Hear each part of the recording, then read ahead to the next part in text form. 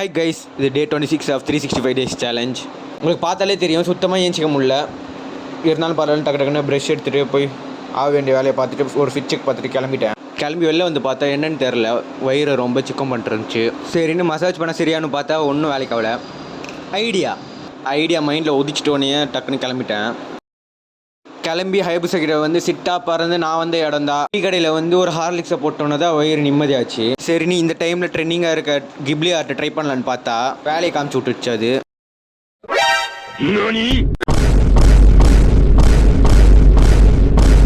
என்ன கொடுமை ஹமீது இது அப்படின்னு மனசில் நினச்சிட்டு சைட் அடிக்க வந்துட்டேன். சைட்டுக்கு வந்து பார்த்தா கம்பி கட்டிட்டு இருந்தாங்க. அது கொஞ்சம் நேரம் விரிக்க பார்த்துட்டு ஆமாம்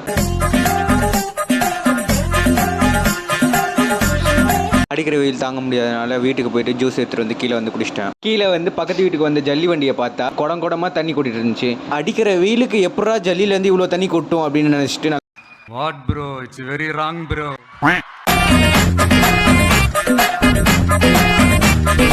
மறுபடியும் வெயில் போந்த காரணத்தால் டீ கடிக்க வந்துட்டேன். ஹார்லிக்ஸ் போட மடவுடனே குடிச்சிட்டு கை சுட்டுடுச்சு. குடிச்சு முடிச்சிட்டோன்னு டியூட்டிக்கு அனுப்பிச்சிட்டார் ஓனரு. அங்கே ஸ்பாட்டுக்கு போயிட்டு பார்த்தா லோட் பண்ண வேண்டிய ஐட்டம் எவ்வளோ வரும்னு எனக்கு கணக்கு போட்டு அனுப்ப சொன்னார்.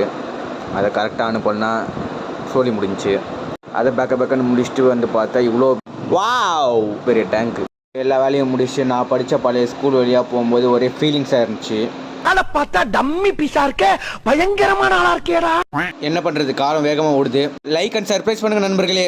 Bye guys.